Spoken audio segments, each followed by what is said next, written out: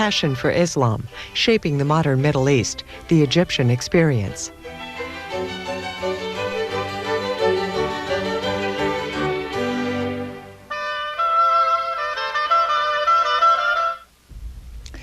Caryle Murphy, where did you get the title Passion for Islam? It comes from a speech that one of the characters in the book gave after his conviction in a military court. Basically, he was convicted for organizing for the next elections. He was a member of the Muslim Brotherhood. And he mentioned that he was addressing the public, and he said, "I know there's a passion for Islam in your hearts." And I thought that was a nice phrase because I think it captures what is the feeling of most Muslims, that they really treasure their faith. Right, the little subhead here is the Egyptian experience. When were you in Egypt? I arrived there in November 1989, and I stayed till June of 1994, so almost 4 years. Who did you work for there? The Washington Post. What's Egypt like?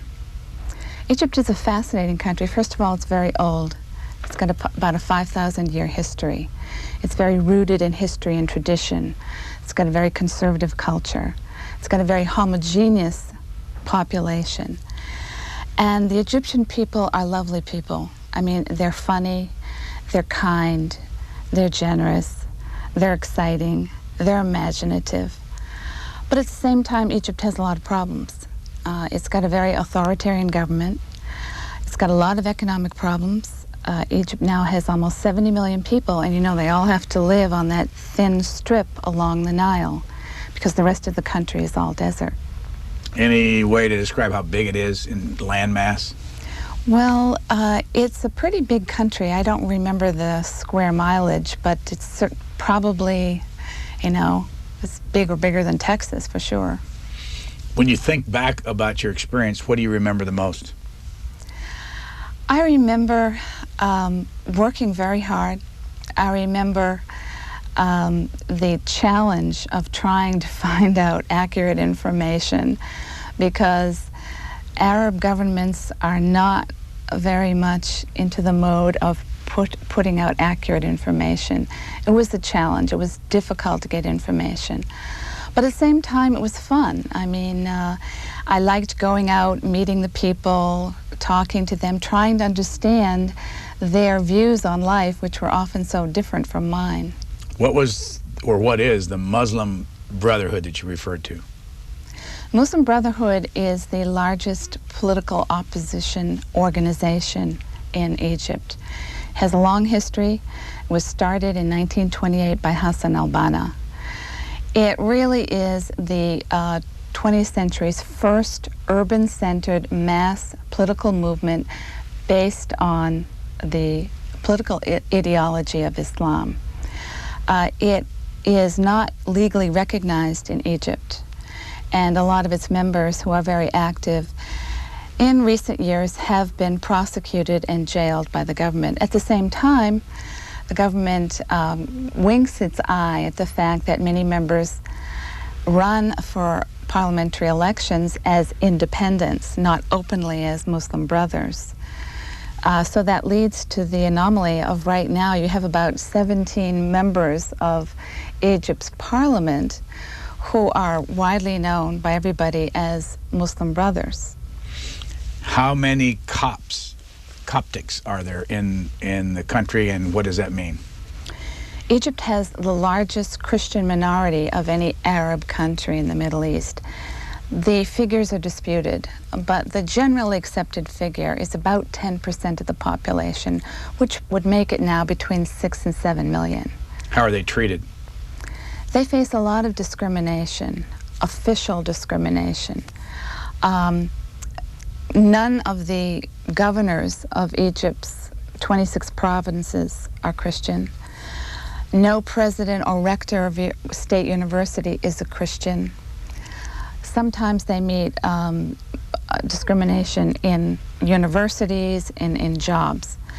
Having said that, you know, you visit with Christians and they don't complain about their everyday relationships with their Muslim neighbors on a personal level, relations are pretty good. The problem comes with, official kinds of jobs or appointments they'd like to get. What's the average age of the Egyptian population? Well, it's very young. I think the median age is somewhere between 15 and 21. There's a big youth bulge, and this is obviously a problem because all these people are guaranteed a free university education. So if they actually make it, find a place in the university, they're looking for jobs. What does the country make? What do they sell? They sell cotton, textiles, but their biggest source of revenue is tourism. And along with that is the remittances sent back by Egyptians working in other countries to their relatives.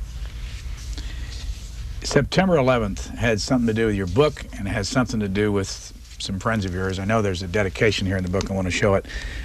Tell me who's on this list. They're obviously the first two, mother and father. Right. I dedicate the book to my parents, my mother, who's still living in Massachusetts, and my father, who died in 1994. I also dedicate it to two people who died on September 11th. One is Richard Keene. He was the husband of my cousin, Judy Keene. He was in the North Tower at a business meeting. Francis Grogan is the other person I dedicate it to.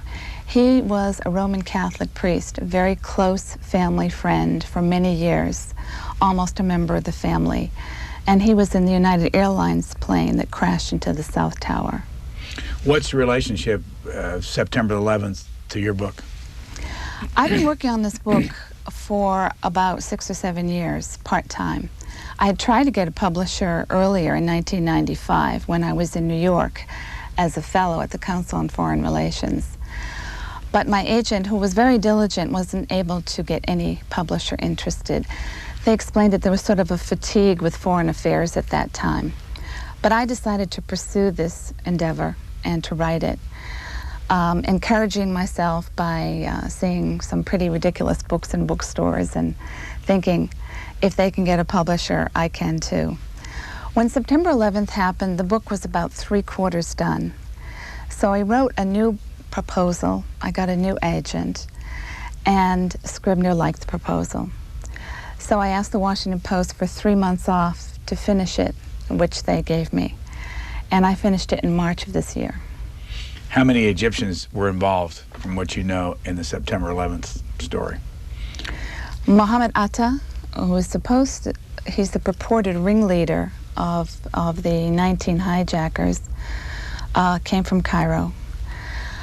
Ayman Zawahiri is an Egyptian, and by now many Americans know that if he's still alive, is the top political aide of Osama bin Laden.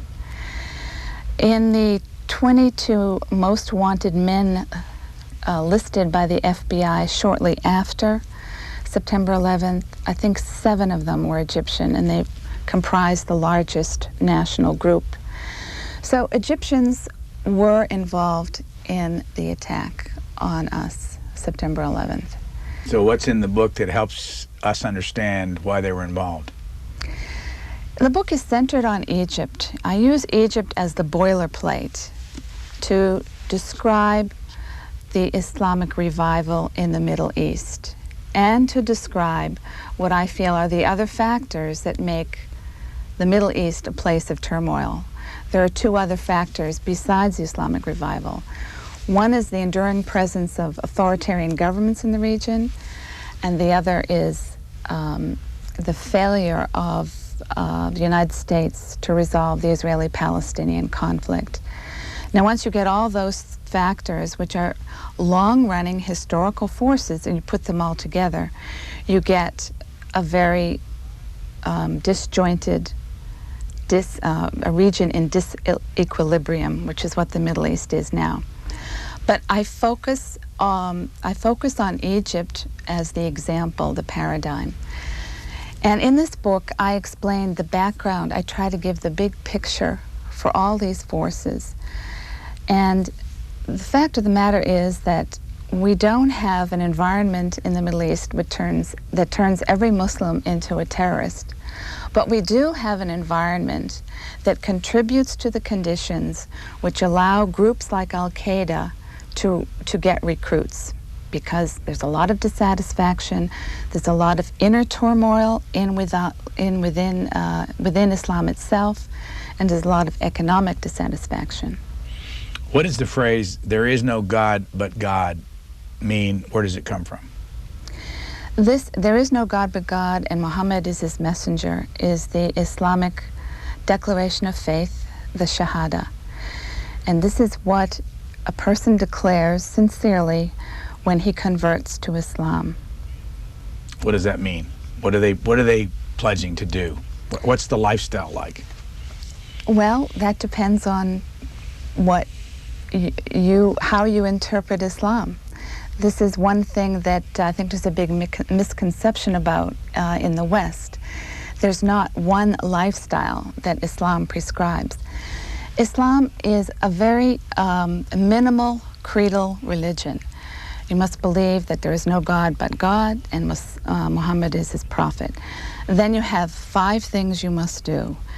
You must say your prayers 5 times a day. You must pay alms, which is generally 2% of your net income. You must make the pilgrimage to Mecca once in a lifetime if you can. And the last one is fasting during Ramadan. And the first one, of course, is the Shahada, declaring your belief in one God. These are the 5 pillars of Islam. This is the minimal creedal format or beliefs that you have in Islam. Someplace in your book I read where the government appoints the 70,000 imams in the country? There are about 70,000 mosques in the country, and a lot of them were built by the government, and the government, provided imams. After the rebel uprising of Islamist guerrillas in the 1990s, the government tried to assert its control over all mosques, because a lot of them were built privately by individual citizens. And they declared that they, from now on, would name and appoint all the imams to all these mosques. I don't think they've ever been able to do that. First of all, they don't have enough money to pay them all. And secondly, I don't think they have enough imams to supply every mosque with a prayer leader. This was an attempt to assert control over the mosques, because the mosques have typically been a place of free speech. And the young Islamists who were active in Islamic group, which was the rebel group that caused the problems in the 1990s, they used the mosque to organize around. They appointed their own imams to some mosques. That's where they preached their ideas.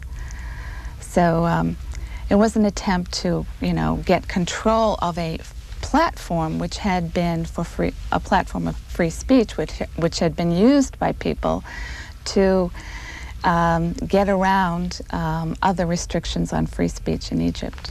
The Prophet Muhammad lived when?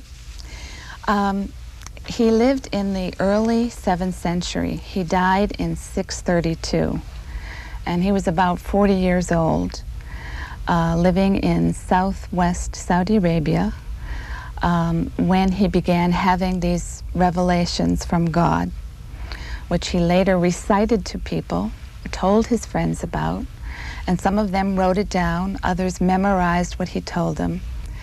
And about 20 years later, after his death, around 650, all these memories of what he'd told his friends were compiled into the Quran. The Quran is the holy book of Islam. Word of God?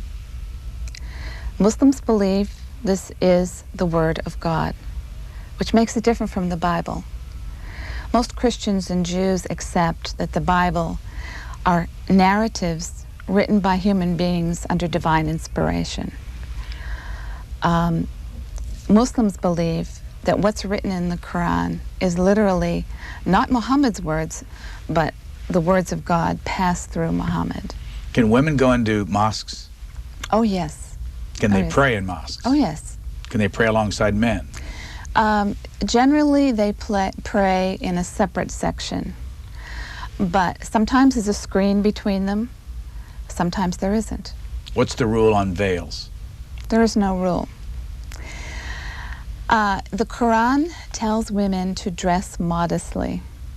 Now, this has long been interpreted by religious scholars of Islam that women should cover their hair in public. But as you know, there are plenty of Muslim women, especially in the West and the United States, who don't cover their hair in public. They read the Quran as telling them to dress modestly. And by the modern terms of modesty in the United States, that does not require covering your hair in public. Now, there are different kinds of veils. The veil is sort of a generic term. In Egypt, the most common veil is just a scarf over your hair. Now, in some parts of the Gulf, in countries like Saudi Arabia or United Arab Emirates, you see women covering their face from here down. And this special veil has a different name. It's called a niqab. In Iran, you get a different style altogether. You get the chador, which is a veil that goes down like this. And again, in Iran, most of the women don't cover their faces. And then you get Afghanistan, where they wear the burqa, which is another kind of veil. And as you've seen recently on TV, the burqa, the whole face is covered and the women have to look through a little slit. You say there are 1.3 billion Islamists or Muslims in the world? Correct. Compared to about 1 million Catholics? About a billion. I mean, 1 billion Catholics. Or 1.2 billion. So they're very similar in that side. But how many Christians altogether in the world? Oh, I think there's, I don't know. I think there are about 2 billion overall Christians. I think so, yeah. Out of a population worldwide of 6 billion. Right. What do the Muslims think of Jesus and Mary? The Muslims believe that Islam came to perfect, to complete the monotheistic revelations God gave to Jews and Christians. So they revere Moses. They regard Abraham as their spiritual father. And they revere Moses and Jesus as holy prophets that received divine revelations from God. Jesus is held in high esteem by Muslims. He's mentioned in the Quran. They respect they believe he performed miracles. They don't believe, though, that he was the Son of God. That's the crucial distinction. They also revere Mary very much. In fact, there's a chapter in the Quran named Mary. Your own background, Washington Post for how many years? Over 20. I joined in the late 1970s. Where'd you come from? What city were you born in? I was born in Hartford, Connecticut, but I grew up in Brockton, Massachusetts. And where'd you go to school? I went to Trinity College here in Washington, D.C., a Catholic women's college. How did you get involved in journalism? Where'd you start? It was a belated entry. I was kind of a vagabond when I was, in my 20s. After I finished college, I was so sick of studying, I didn't want to see another book again. So I went off to Africa and I was a teacher for 2 years in Kenya. And then I traveled around. I went to the Far East, and then I went home, and I really didn't know what I wanted to do with my life. And then I decided I think I want to be a journalist. So I decided that the place I would start would be back in Africa. And I thought I would go to South Africa and try to work as a journalist there and break into journalism that way. But I took a side trip to Angola first, just because I was intrigued by the country. And this was at a time when it was still ruled by Portugal. It was before the independence. And I was just there for a visit. I was still going to go to South Africa. But I met someone who worked in the American embassy there, and he said, "Carol, if I were you, I'd stay here." He said, "Things are going to be very interesting here, and there aren't many Western journalists." There's a lot of Western journalists in South Africa. So I decided to heed his advice, and I got a job teaching English just to get some money to pay the rent. And then I started pleading for jobs from Western organizations, and I got hired as a stringer by Newsweek and NBC Radio and the London Sunday Times. And I stayed there for about 2 years as a stringer, freelancing. And then I was arrested by the Angolan government because they thought that I was working for the CIA, which I was not, and they expelled me. And at that time, the Post said, okay, well, we'll see how you do. Come back and we'll give you a temporary job. If you do well, we'll hire you. So that's how I got hooked up with the Post. Where have you worked for the Post? I've worked in Northern Virginia, in the district, and I also was their correspondent in South Africa for 4 years. That was from 77 to 82. But you were involved in reporting on the Gulf War. Yes, I went to Cairo, as I said, in November 1989, and I found myself in Kuwait on August 2nd, 1990, the day that the Iraqis invaded. I had gone there to write a story because Iraq was threatening Kuwait. And I was late. I had gotten sick in Cairo, and all my colleagues had rushed to Kuwait, and they'd finished their stories and they were preparing to leave. And because I'd been sick, I was delayed about a week. And when I got to Kuwait, I was feeling quite sorry for myself because all my colleagues had done their story and were leaving. And so I started trying to catch up, and I was still there when he invaded. How long did it take you to get out? I decided to stay as long as I could. I mean, I'm sure that of all the Westerners in Kuwait that day, I was the only one happy to be there. It was a big story. The second day, however, all the communications ended. But I decided that I would get as much information as I could, hold on to it till I did get out and could send it. So I managed to stay 27 days, part of that time in hiding with a Kuwaiti family. And I was able also to send out a few stories. One I sent with a friend, and she sent it by fax. And then I was lucky enough to meet some Kuwaiti resistance people who had a satellite telephone, and they helped me get out a couple of stories. But then the Baghdad government announced that any Kuwaitis found harboring Westerners would be beheaded or hanged, so I decided it was time to leave. So I was taken out in a caravan of Kuwaitis who were going across the desert to Saudi Arabia. I was dressed like an Arab woman. That's the time the veil came in handy. Did you ever think you weren't going to make it? No, no. Have you ever been to Baghdad? Yes, several times. Before the war and after the war. And what would you say would be the principal difference between a place like Baghdad and Cairo? Oh, you know, for all its faults, and Cairo does have an authoritarian government. It is leagues ahead of Baghdad in terms of openness and, response to public opinion.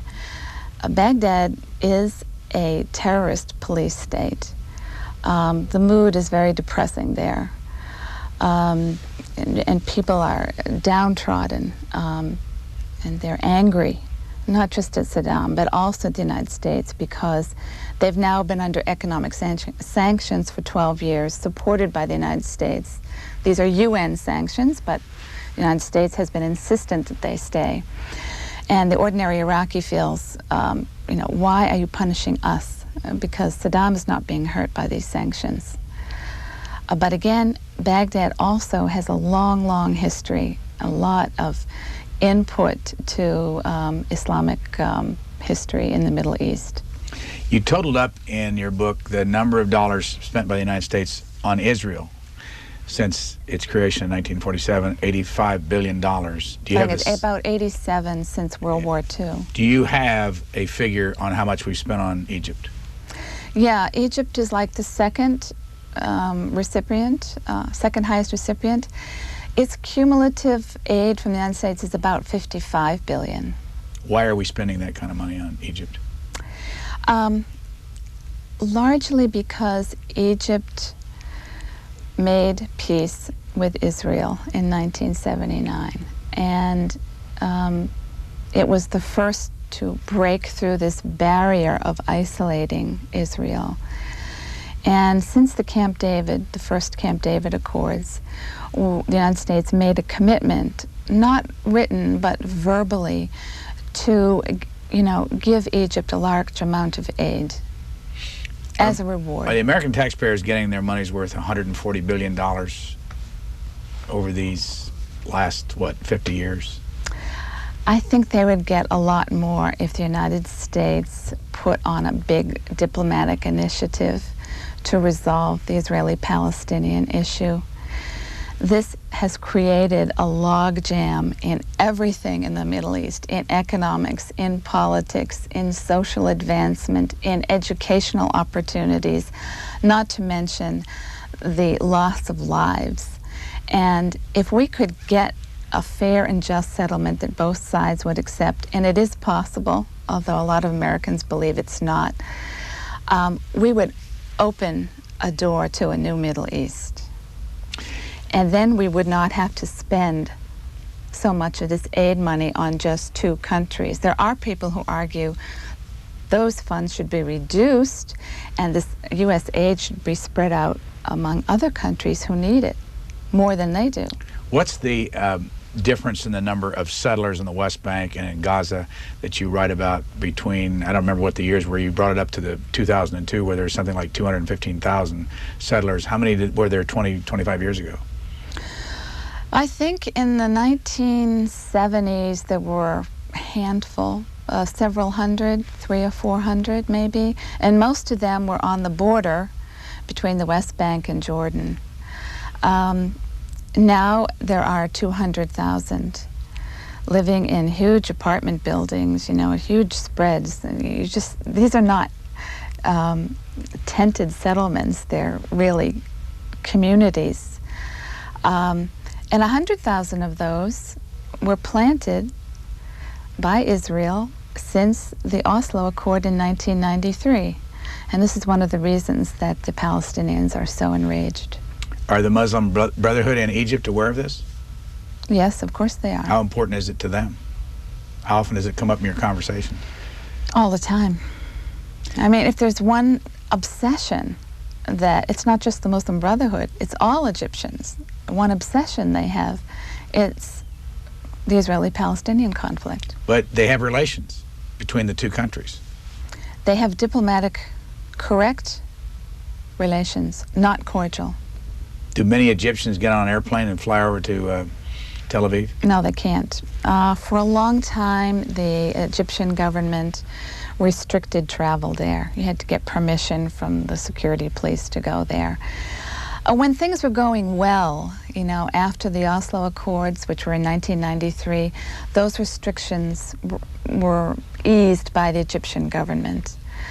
But even if all restrictions were lifted, there would not be a mass visit by Egyptians to Israel because there's so much anger and resentment. You write your book around a lot of characters that you met over there. Did you meet them back when you were over there, 89 through 94 or 5? Right. Let me put it on the screen, the names, and I want to just to ask you to tell us, start at the top there. Who is Muhammad Abdu? Muhammad Abdu, I didn't meet because he died in 1906, but Muhammad Abdu is sort of the intellectual grandfather of modern Islamists who want to see a revision of the theology of Islam. Muhammad Abdu was a teacher, he was a judge, he was an Islamic scholar, and he believed, which a lot of Muslims still believe today, that there will be no political advances in our country and no ability to become a modern, strong state unless there's been a reform in Islamic theology. The second was Hassan al-Banna. Hassan al-Banna is the founder of the Muslim Brotherhood. What year? He founded it in 1928. And he was shot and killed in around 1942, I think. And most people believe He was shot by a secret police of the Egyptian government. Why? They were angry at him because a certain portion of his movement had gone into violent activity, and brothers had been found guilty of bombing courtrooms, killing a prime minister. So, what was their goal? Tit for tat, send a message, get rid of him. How many are there in the Muslim Brotherhood today? Well, it's hard to get an accurate estimate because it's not, as I said, it doesn't, operate openly and have membership roles. But it's generally accepted that it's the most organized and largest political opposition party in Egypt. If I'd hazard a guess, I'd say 2 or 3 million activists and probably several million more sympathizers. The third one on the list, help me pronounce it, is it Sayyid? Sayyid Qutb. Sayyid Qutb. Qutb. Mm-hmm. Who is he? Sayyid Qutb was he's sort of the ideologue of modern radical Islamists. He was a teacher and a school inspector. He came to the United States in the late 1940s. He had a religious awakening. He became very religious. He joined the Muslim Brotherhood, and he was a writer and a scholar, and he advanced a new interpretation of the Quran. And basically, it's a very radical interpretation in which he says that secular governments are anathema in the Muslim world. We must have a government that's ruled by God's law, or Islamic law, or Sharia. And the way to attain this is for a vanguard of Muslims to get organized and to start political activity and eventually overthrow these secular governments. His famous book, Signposts on the Road, written in the 1960s, banned in most Arab countries, it's sort of the Bible for violent Islamic radicals these days. Where is he today? He was hanged by Nasser in around 1965. Nasser was head of the government for how long? Nasser he helped organize the coup against King Farouk in 1952. I think Nasser actually took over himself a couple of years later, 55, 56, and then he died of a heart attack in 1970. What happened after that? Anwar Sadat became the president. For how long? Until he was assassinated in 1981, and then the vice president took over, Hosni Mubarak, who's still Egypt's president. So Hosni Mubarak and Saddam Hussein have been in charge for roughly the same amount of time, just save a couple of years. Yes, yeah. And both almost got 100% of the vote. Are they friends? I don't think they're friends, no. I wouldn't call them friends at all. I don't think Saddam has many friends in the Middle East. Who assassinated Anwar Sadat? It was a group of young, radical Islamists. They weren't very organized. They were infused with the ideology of Sayyid Qutb. They regarded Anwar Sadat as a heretic because he didn't impose Sharia or Islamic law. They were also angry at him for making a peace treaty with Israel. And they wanted to get rid of him. And it just so happened the plot to kill Sadat was not this sophisticated, long-conceived plan. It developed quite by happenstance. A young guy who was in the army, his brother had been arrested by Sadat. He was angry at Sadat. And this young man, this young soldier, was also a member of a radical cell of a group called Jihad in Cairo. And he knew that he was going to participate in a military parade that Sadat would be reviewing from a stand in a few days' time. So he came up with the idea of assassinating Sadat during the military parade. And that's what happened. How many people were involved in the assassination? I think there were only about 4 guys who jumped out of the Jeep that was passing. Of course, there were others who knew that this was going to happen, but in all, 5 men were hanged for the assassination, and about 150 others got jail terms for their participation in the conspiracy. Another one on the list is Abdel Harith Madani. How do you pronounce it? Abdel Harith Madani. Madani. Yeah. Who is he? Madani was a young lawyer who was also a member and an official in Islamic Group. Islamic Group was the organization of young Islamist rebels who used violence against the Egyptian government in the 1990s. Madani was, for a while, their spokesman. He played a crucial role. He defended some of Islamic Group guys in military courts, but he played a crucial role in sort of organizing and sending messages and passing out money to the guerrillas. He appears in my book because he was arrested, and in less than 24 hours he was dead. Who arrested him? He was arrested by the security police. The National Security Police? Mm-hmm. Where? In his office in Cairo. And you know, it's pretty clear that he was tortured, and they went a little bit too far.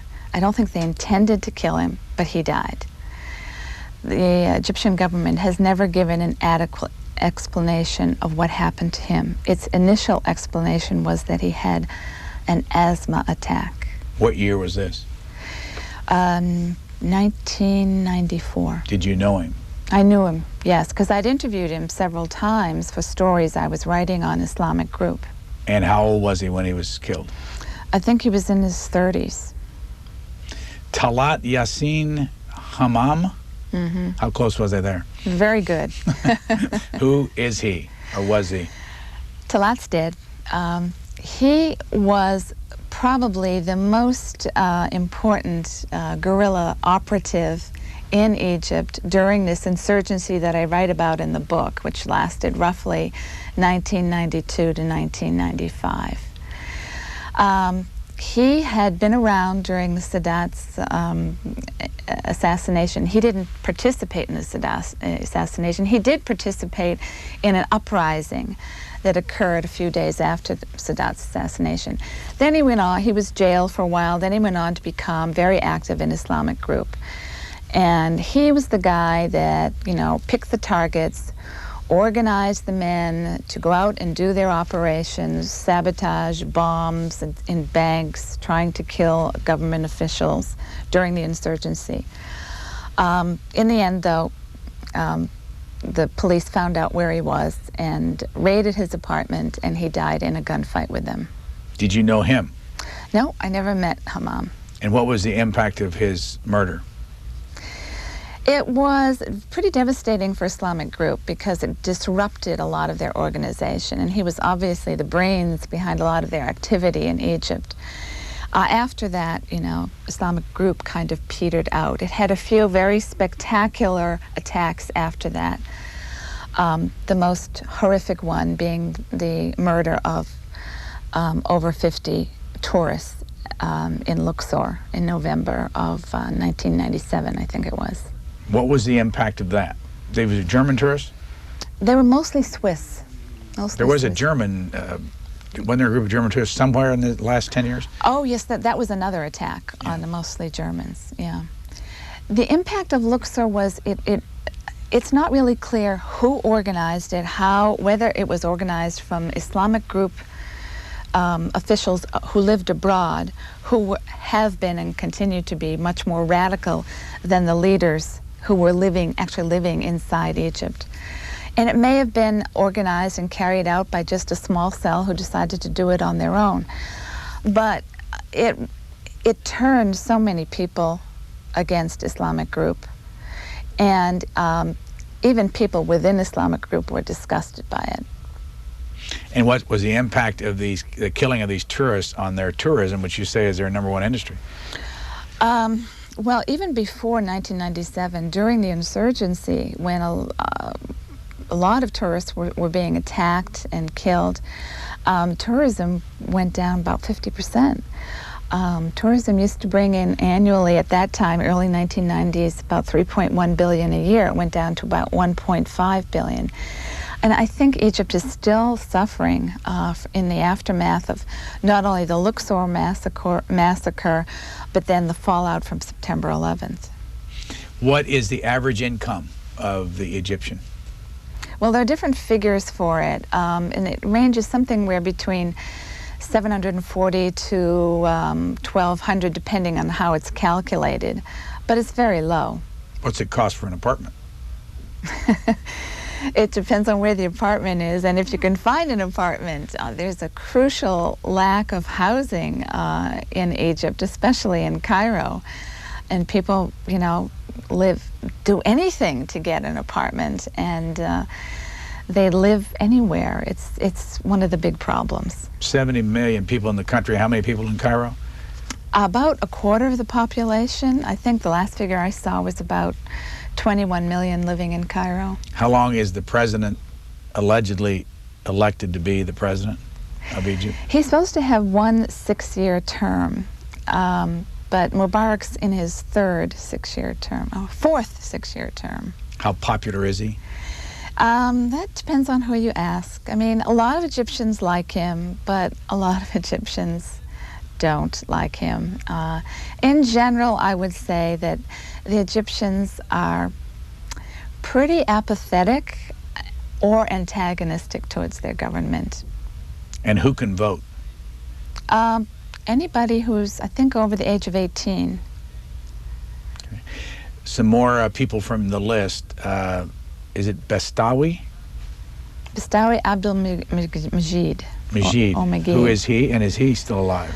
No, he was hanged by the government in 1993, I think it was. Bestawi was 18 years old when he fell in with Islamic group. He came from a very poor village in southern Egypt. His father was an absentee parent because he worked in Saudi Arabia. Bestawi had been a very good pupil when he was in elementary school, but when he got into high school, he lost interest and he fell in with Islamic group. And he was recruited to fire on a van of German tourists in a small town in southern Egypt. He fired on the van. No one was killed.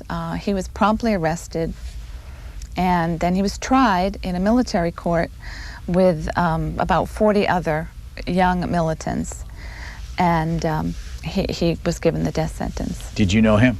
No, I never met him. By the time I found out about him or really went to his home village, he'd been hanged. When you were there, did you speak the language? No, Arabic is a very difficult language, and I didn't have time. I took a course before I left to learn the alphabet and a few words. I know a few words, but I certainly can't do an interview in Arabic. How many of the Egyptians speak English? Quite a few. Quite a few. I mean, most of the people you dealt with and interviewed, were they Well, certainly English in the speakers? government, most do. Once you get down into southern Egypt, if they don't work for the government, they probably don't speak English, and then you need a translator. How long did Great Britain have control of Egypt? Well, it occupied the country in 1882, and then it granted Egypt independence in 1922, but it kept a military presence at the Suez Canal and controlled the Suez Canal Company. And then that vestigial occupation didn't end till the 1950s. You say that the 1967 war with Israel has a lasting impact. What is it? It was a devastating defeat for Arabs, including Egyptians, not only militarily, but psychologically. They couldn't believe that this tiny little country, Israel, could defeat all the Arabs. This young country, Israel, was only created in 1948. And the loss of the territory, the loss of Gaza, the West Bank, East Jerusalem, has had a huge symbolic influence for the Arabs. And the way they see to regain their honor, their dignity, is to have a just settlement for the Palestinians. But when they suffered this loss, they didn't know what to do and how to take it. So they started all this internal examination and intellectual reflection and religious reflection. I mean, some Egyptians came to the conclusion that the reason they lost was because they turned too much away from God. And I explain in the book how it's from the defeat in 1967 that many Egyptians date this return to personal piety, or pious Islam, as I call it in the book. What is an Islamist? It depends. And I define in my introduction how I used Islamist. It's a controversial term because for some people it's used in a negative way or has negative connotations. But I use it in a very neutral way.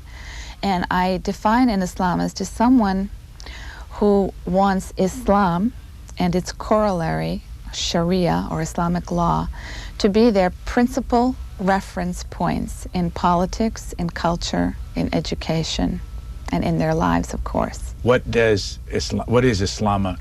Islamic law? What's Sharia? What does it mean? What do you have to do differently if you follow it?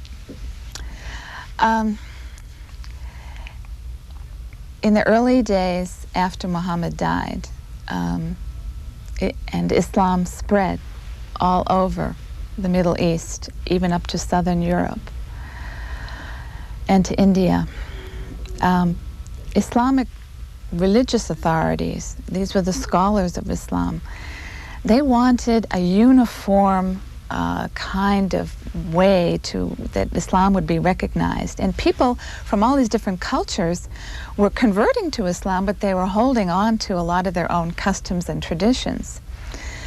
And people would come to these religious authorities and they say, well, Prophet Muhammad said this, or the Quran says this, or what should I do in this particular situation? And they would look at the text and give an opinion. And these became known as legal opinions.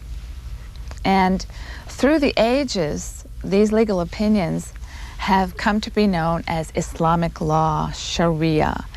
And within Sharia, there's actually 5 different schools of legal thought.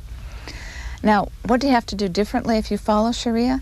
Well, it depends on the person you go to give you your Sharia ruling. I mean, there isn't one Sharia ruling on, say, for example, are you allowed to donate your organs to somebody else? There's different opinions among religious leaders. Can I smoke? Most Muslims follow the Sharia rulings that smoking is harmful to your body, and Islam prohibits doing anything that's harmful to your body. Can I drink? No. What's my relation with the opposite sex? It's very conservative. I mean, there should be no premarital sexual intercourse. Dating is very much chaperoned. But again, all these laws depend also on local customs where you live. You have some statistics in the book about Egypt. You say there'll be 84 million people there by the year 2015, that 50% of the country is illiterate, that 16 million live below the poverty line, that there's 15% unemployment, and that 34.5% of the population under 15. What does that say to you about the future of that country? It's going to be a difficult future. And on top of all those economic problems, there's the political problems. Egyptians want more say in how they are ruled. Some of those Egyptians are very secular inclined. Some of them are very Islamist inclined. So there's a big, divide in the population. over what kind of government we should have. And the current government I would characterize, using a term from another author, as semi-secular. It declares itself as an Islamic government, but it doesn't make its decisions based on Islamic precepts. It makes its decisions on secular considerations, like how to stay in power, how to build enough roads for all the cars. But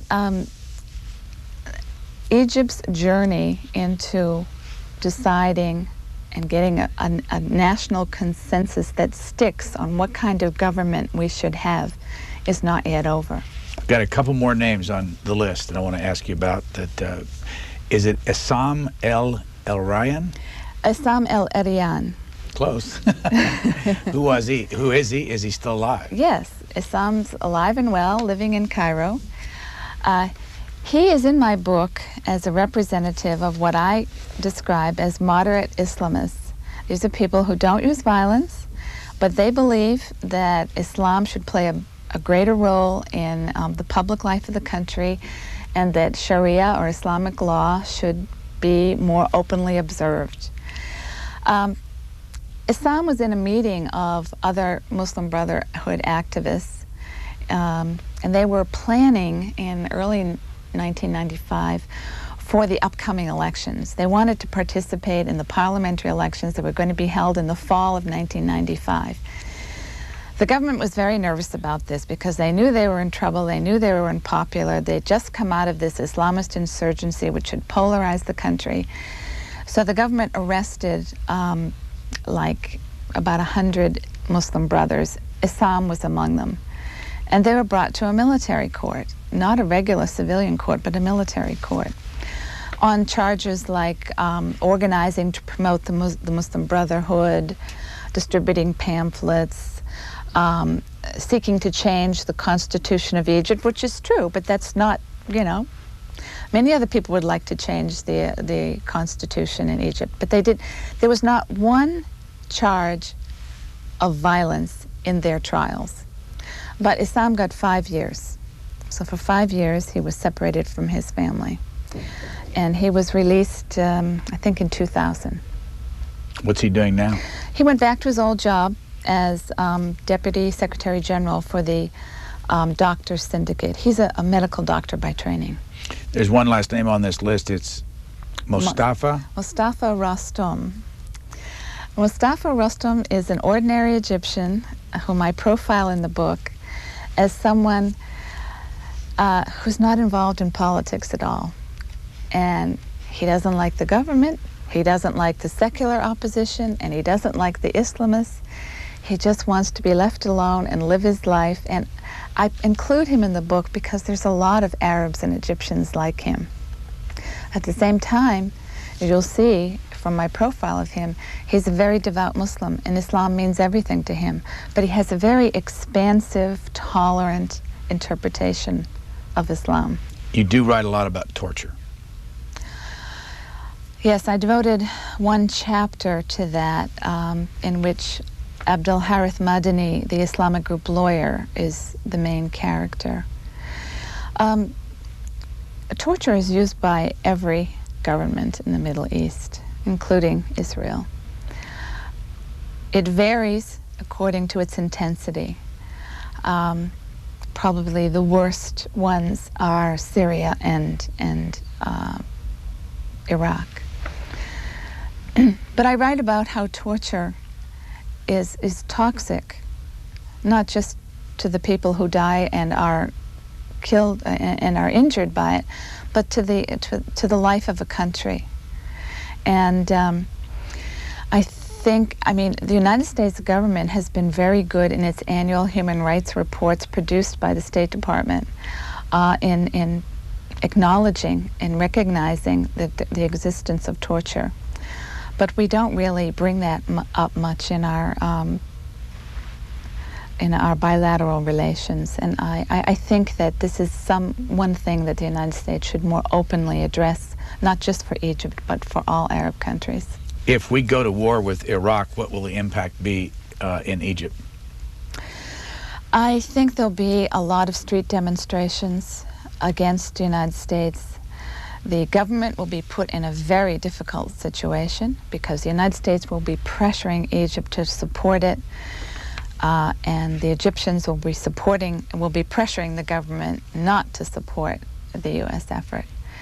I think it'll exacerbate all the problems that I've mentioned in this book. How long do you think we'll continue paying $2 billion a year to Egypt? Well, the figure's already going down under an agreement reached between Israel, the United States, and Egypt and Congress. I think it's certainly not going to go up, and I think the years ahead we'll see a reduction in that aid. What do you think of living in Egypt? I had a great time. It was fascinating to see a culture so different from the one I'd been brought up in. It was difficult. It's very hard to work as a journalist in an Arab country because they don't have the openness, the open attitude towards information that we do here in this country. It's very hard to get accurate information. You have to make 2 or 3 times as many phone calls to get what you would expect to get in one call here. Will there ever be a democracy there? I hope so. I'm not sure, but you know, we have to. One of the things I've tried to get across in this book, we have to look at the future of the Middle East in the long term. We have to look at the war on terrorism in the long term. We have to start developing policies that we can see will have a good impact in the long term. Our guest has been Caryl Murphy of the Washington Post. Here's what her book looks like. It's called Passion for Islam. It's about her 5 years in Egypt. Thank you very much. Thank you very much. It was a pleasure.